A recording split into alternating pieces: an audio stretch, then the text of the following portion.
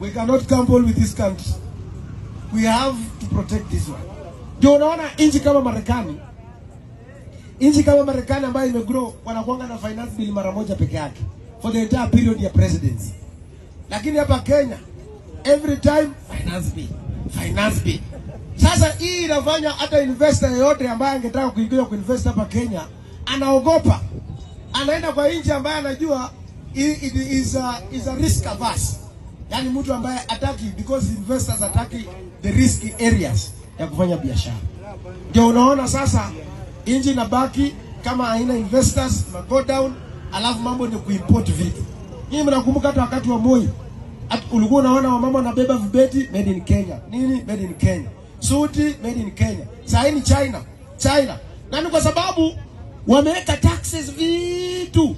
Cost ya electricity juu, cost ya taxes juu, kila kitu juu. Na unajua serikali haiwezi kuwa the main employer at any given point. The private sector is the one ambayo inaweza create more job opportunities.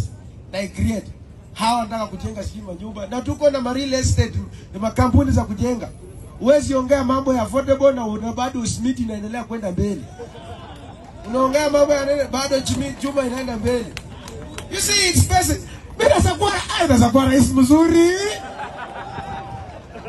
Hii Kenya hii. Mtakuwa mna the happiest people will be Kenyans. Because mimi unajua haitaki kizungu mingi, ni simple tu mathematics. Hapa pale umemaliza. Na kuleta watu wenye wanakusaidia. Na sina mnapatiana. Kilgori swe! Kilgori mbaya! Hii ni hatari, nimekubali.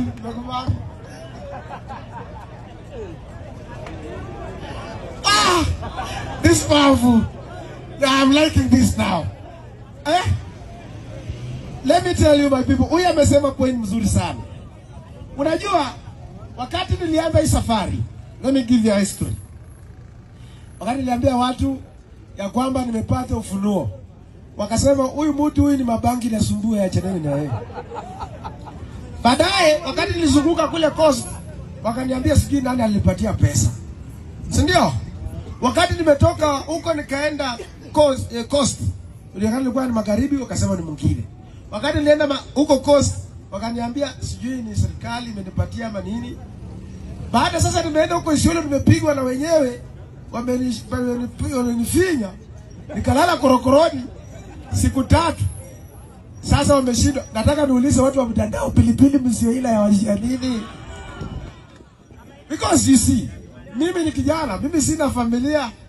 Pesa yangu sinatembelea ndio inaweka naenda. Na sasa mimi kama mimi sina majukumu, sina school fees. Sasa mimi nawasumbua. Sinitembee, niongeleshe wa Kenya. Na kama sasa mimi mwenyewe ubunge na mimi mwenyewe sina familia, nikiwa kama na haja ya pesa, sinabakia pale. Mimi mwenyewe travelangi, siedangi uite na kuoga tu Kenya. Sijaenda kwa wazungu, ni Afrika peke yake nimetembea kidogo. Na nikaona Kenya is a super country ambayo ilikuwa inaendana na South Africa. Ni mambo tu wao wanataka kuturudisha nyuma, miaka ambayo tena tuanza fresh. Si ndio? So you cannot tell me that nyinyi mkiamua mimi nilianza hivi, watu wakaanza ubunge. Huyu mtu mwenda simu, huyu chokora, chana na mtu. Sasa hata mimi kwa maendeleo number 1. Nini? Number 1. Sasa hapa na watu wa Kilgoris wamesema watasimama na mimi. Kilgoris nirudi. Asanteni sana, mbarikiwe. Tuko na safari ndefu.